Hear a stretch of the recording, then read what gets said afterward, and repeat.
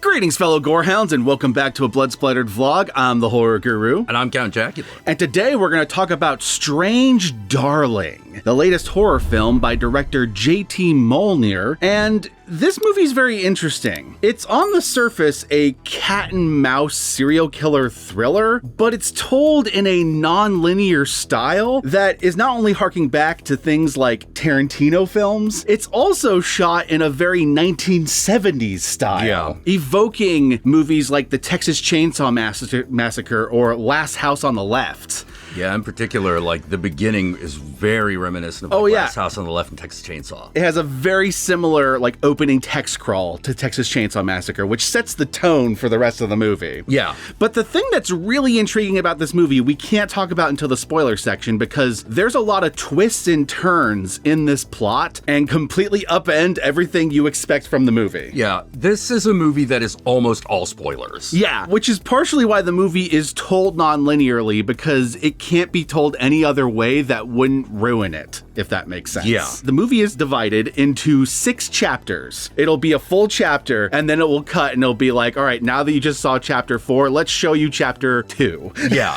yeah. The movie stars Karl Gallner, the Scream King himself, who's been in fucking everything at this point, as a character called The Demon in the credits, and Willa Fitzgerald of the Scream TV show fame as a character just listed as the lady. In the first couple chapters they show us the lady running from the demon as he tries to shoot her dead, and her running across an interesting cameo of Ed Begley Jr. and Barbara Hershey playing these two, like, mountain hippies who are obsessed with Sasquatch. Yeah, we're obsessed with Sasquatch and make this insanely sweet fucking breakfast that they show them making. Yeah.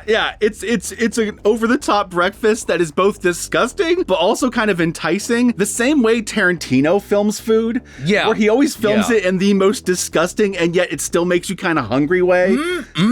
Big Kahuna Burger. Big Kahuna Burger. You know? The nachos in Death Proof. Yeah. You know, it's kind of like that. This movie does something with those characters that I find super endearing. It's something that Robert Rodriguez would talk a lot about with his movies when he had a really small part in the movie, like, say, a bellhop or something like that. He would want to make sure he cast someone who looked very interesting and to make sure that the bellhop has some sort of interesting character quirk that makes them memorable. So even if they're on the scene, in the scene for 5 seconds to take a character's luggage, that you will never forget that bellhop. Yeah. Hence why he always uses, like, Danny Trejo and shit. Yeah, exactly. You know? And this movie does the same thing with Ed Begley Jr. and Barbara Hershey by having that interesting quirk of that, like, over fucking sugary breakfast that they make, and the fact that Ed Begley Jr. is obsessed with these Sasquatch podcasts. Yeah, so much so that he has, like, a giant speaker outside that's hooked up to his radio inside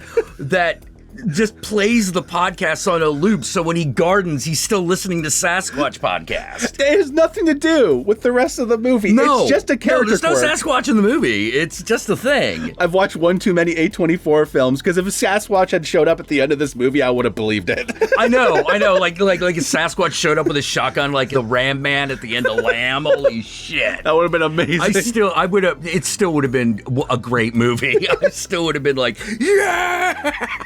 Absolutely. And so that's how this movie is initially set up. We have her with these two hippies trying to survive, the demon with his shotgun and his pickup truck that's hunting her down and trying to kill her. We will talk more about the plot in the spoiler section, because there's not much more I can talk about without spoiling it. Yeah, because the entire movie is why the beginning is happening. Exactly. As you probably guessed, nothing is as it seems. Nothing is as it seems. You can't take anything for granted in this movie. And I kind of appreciated that. Because the movie fakes you out multiple times. You're not sure what is going on literally until the last chapter. Yeah, by then everything's clear. Yeah. But up until that point, the chapters keep fucking with you. Yeah. It's like, okay, so this is happening at the beginning, which means it must be actually this happening when you get to the next chapter. And then the next chapter completely fucks with that expectation. Yeah. One of the things I've noticed about movies like this is, and this is true in Pulp Fiction as well, you're sort of in this weird position where you are a detective not trying to figure out who killed who. Yeah. that's obvious. Yeah. But you're trying to establish motive. Yeah. Why is any of this happening? Yeah. How did it this happen?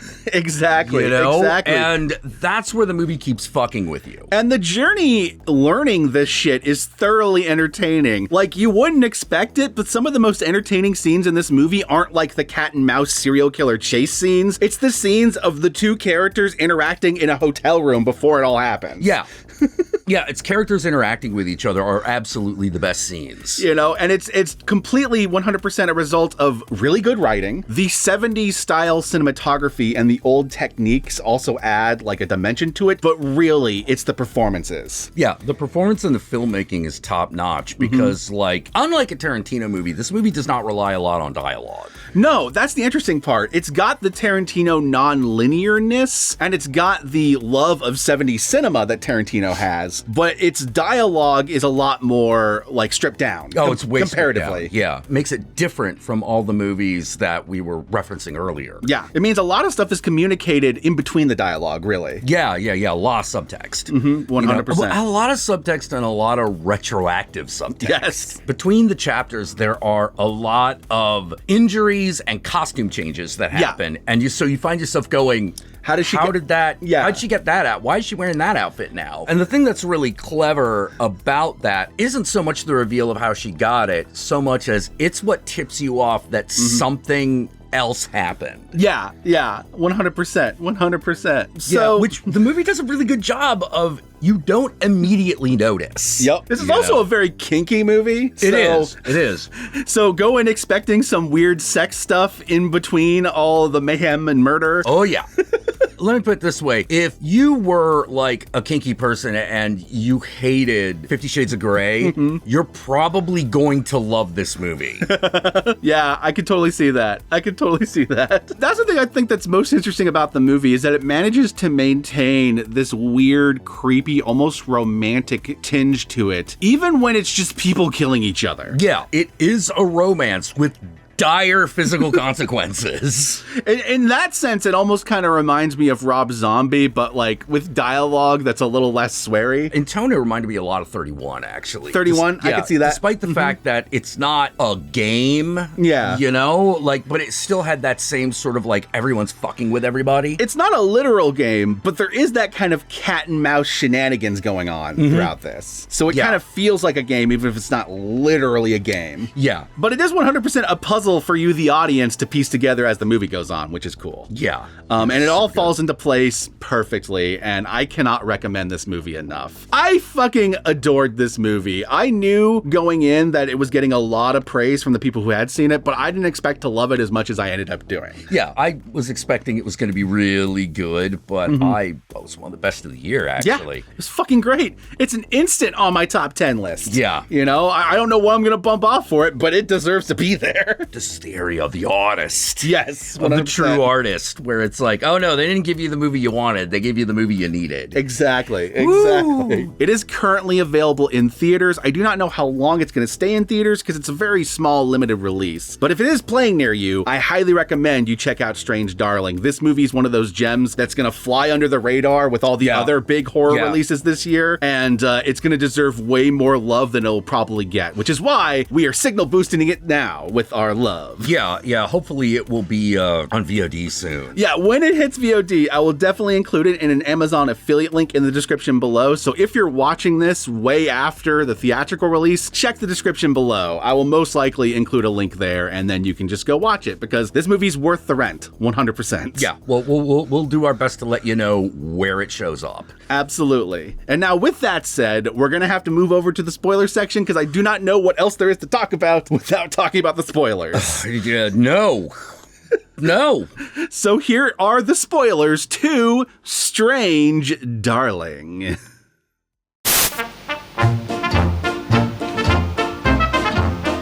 Holy shit, it's a ride. It's a ride. So the movie kind of sets up this scenario where you have the demon, who's this guy played by Kyle Gallner, and you have the lady played by Willa Fitzgerald, and they are hooking up. Yeah. They've obviously met at some sort of bar or some sort of club, and they're going to a hotel room in order to have sex. Is he like secretly a serial killer and he's going to attack her and she's going to have to escape, and that's what set this all up? Because that's what the beginning sets up. And it becomes very clear the movie knows that's what you expect, because the movie then suddenly has him start choking her. Yeah. And like threatening her and telling her he's going to cut her head off and shit like that. And you're like, oh shit, well, this just kind of escalated. All right. Only to find out that she has a safe word that she uses and that this was a pre-planned sex game they were going to play. He's supposed to be the scary serial killer and she's supposed to be the innocent victim. Yeah, and this is also where you start to wonder what is going on, because she goes hot and cold on a dime. Yeah, just when they're reaching the point where they're gonna have sex, she constantly just denies it and pulls back. Yeah, and you're trying to figure out why. Yeah. Because you're like, are you just averse to, like, penetration? Did you not mention that? Like, what's going on? And to make things more complicated, she said before they entered the room that no means yes. Yeah. So you reach this point where it's like, okay, is she like fucking with him, or does she actually want him to play this thing? He does play the part and he does the whole like rapey serial killer thing, but she still pulls out the safe word and then denies him. Yeah. And so you're like, okay, what's this hot and cold business? What's going on here or whatever? Yeah, because every time you think, oh, this is what she's after. Oh, wait a minute. Yeah. Eventually it leads to her busting out some drugs. Yeah. And this is where we kind of find out that he had a drug problem at one point in his life, and he's been in rehab since, so he doesn't really want to take the drugs. Yeah, he's in like an AA kind of organization. And she kind of manipulates him into taking the cocaine that she got. And that's when you start to realize that, oh, okay, there's a manipulative edge to her.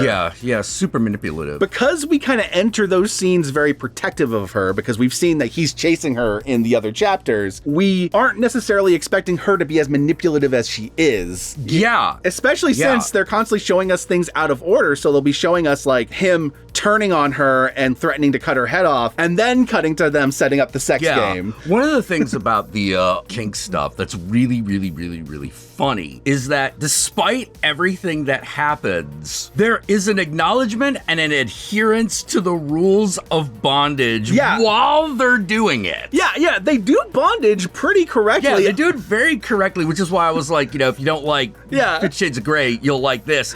It's just that outside of the kink game, other things are happening. Up until the point she straight up manipulates him to take the drug, and then the drug turns out to knock him on his feet. Yeah, because it turns out it's not what she told him it was. The opening text crawl that told us about this serial killer that was going around killing people, it never mentioned that the serial killer was a guy. Yeah. So it turns out she's actually this serial killer called the Electric Lady, known because she often tases her victims with a taser. Yeah. As part of her torture ritual she does with them.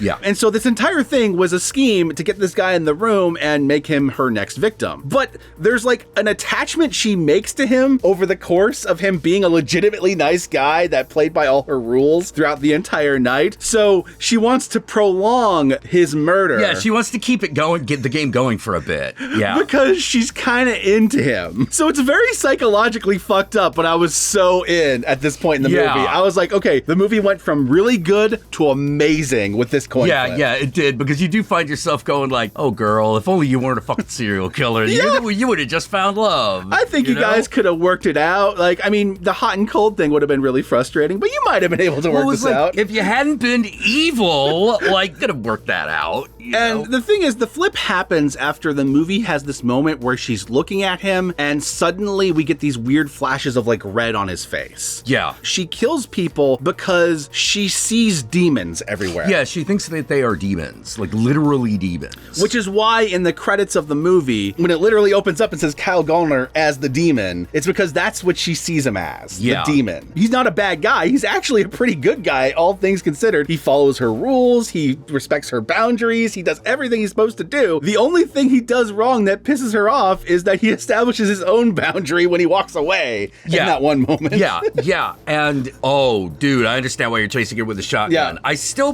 I probably would have let it just been, like, backed off. Yeah. But then we wouldn't have had our little movie. Yeah, he does go far, but he's also, like, drugged up on, like, fucking cocaine. He's and out of his mind with both drugs that he didn't want and anger. Yeah. And he's kind of losing it. So what causes everything to flip on its head after that is because she's prolonging murdering him, and she doesn't realize that he's also a cop and that he's got a secondary gun on his pant leg. Oh, that was a great setup. He ends up shooting her in the ear, which causes her to have to run from him. And that's what leads to the beginning of the movie where he's chasing her down in the truck. So naturally, knowing that she's the actual killer, that means the two hippie people that she has met in the mountains that have taken her in to protect her from the demon, they're now in danger of her. Yeah. And she kills them because they're trying to call the police and get her like a paramedic. Because they're worried if they don't do it the right way, something bad will happen to her. But this is gonna fuck up her plan. Now, here's the thing. You'd think after that, this movie wouldn't have more twists and turns, but it kind of does. The final act starts when the demon is killed. They have a confrontation that leads to him losing and dying, but her still chained up in this house full of dead people. He, in between all this, called his partner because, again, he's a cop. That cop shows up with their partner. Yeah. And their partner is a woman cop, and they are a man cop, and they have a whole argument whether they should take the girl at her word at what happened or whether something weird's going on here because nothing's adding up. Yeah, because the stories she's telling them, and you know it's fake because you watch her fake it. You know, like, oh, this guy was gonna rape me and all this stuff. But you're like, even just looking around, you're like, no, that doesn't even add up on its face because one, the guy's pants are buttoned and zipped up. And what about the other two people? What did they have to do with anything? And so, like, the dude cop, the guy cop, the mustache cop, is he's trying to figure out what the fuck is going on, but his partner, who is like, no, we have a victimized woman here. And you can understand why she feels that way. Oh, no, totally. Because you look at her laying there, and she's covered her crotch with blood and shit, so it looks like she's been fucking violated. It looks bad. But the guy's always like, no, we got to go with protocol. But of course, if you're a smart watcher, you're like, yeah, but cop protocols are kind of bullshit. And so you kind of understand why the female cop is doing exactly what she's doing, even though it is exactly the wrong thing to do. The cops are trying to drive her to the hospital, only for her to pull one of the many guns that she has out. Yes. Lets the lady cop go because the lady cop believed her story and did what she should do in that scenario, even though it's going to lead to her partner getting shot in the head. Yeah, he dies. He dies. She ends up running into a native woman. Yeah. A native woman that's driving by and gets in the car with her. And once again, she ends up in a scenario where the person's threatening to call the police about the scenario. They're not threatening. They're offering to call the police. They're taking her to the hospital. So she pulls out one of her guns only for the native person to be packing too, and she gets shot. Yeah, the native woman just sees the guns and bam! And you're like, oh my God, I almost cheered. That was amazing. That was great. She was on the quick draw there. Yeah. And then she's like, okay, like she's dying.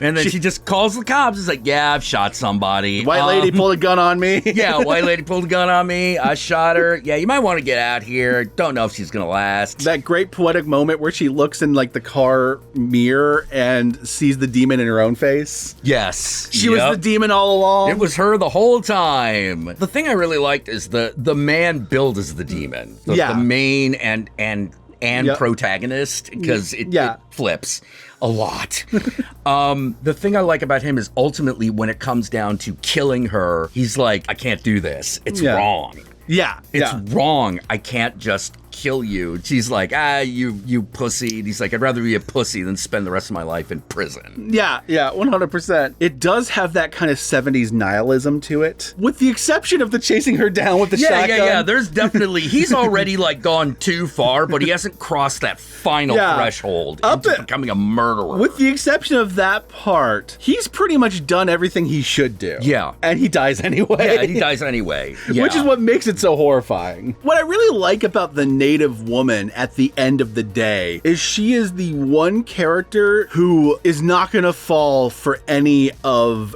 no white woman bullshit. Yeah, no. Not going to fall for any of her tricks. All the privileges she has in being a white woman, the things that she can get away with, this is the one character in the movie who's not going to fall for it. Yeah, it doesn't give a shit. You know? So you pulling out a gun? Boom. Yeah. I'm defending myself. Fuck. Gotta call the cops. Might go to jail. Shit. You know? And so it's kind of poetic at the end of the day. It's very poetic. Because everyone else falls for what she's doing. There was one thing I was sad about with this movie. I kept expecting when we were in the final act of this movie, when the two of them are confronting each other, I kept expecting her to suddenly do the safe word. Yeah. And to find out this was some sort of fucked up romantic game they were playing. Yeah, me too. I was wondering if that was going to happen.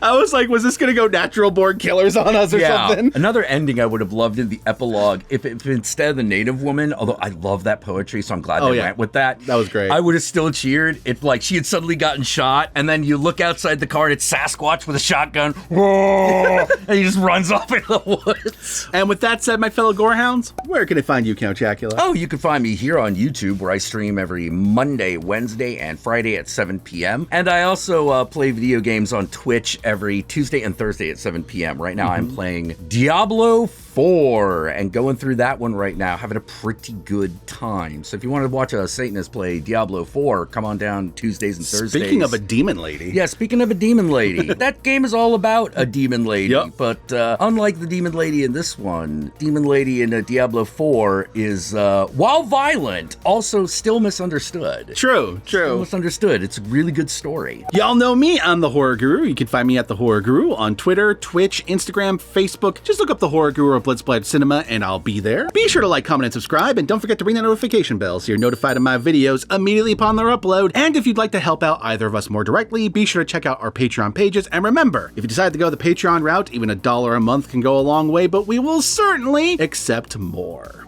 And if you made it this far into the video, then I want you to comment below, and be sure to comment below using the safe word Snuffleupagus. That way I know, that way Jack knows, that way the whole world knows that you are probably the electric lady and we should steer clear, but we love you anyway. Yeah, we can fix you. We can fix you. Yeah. You're probably going to need to spell Snuffleupagus, although anything that looks like that will probably here's my secret. I always spell it. Oh. It always pops up on the bottom of the screen. All right. Okay. I mean, I knew that, but like,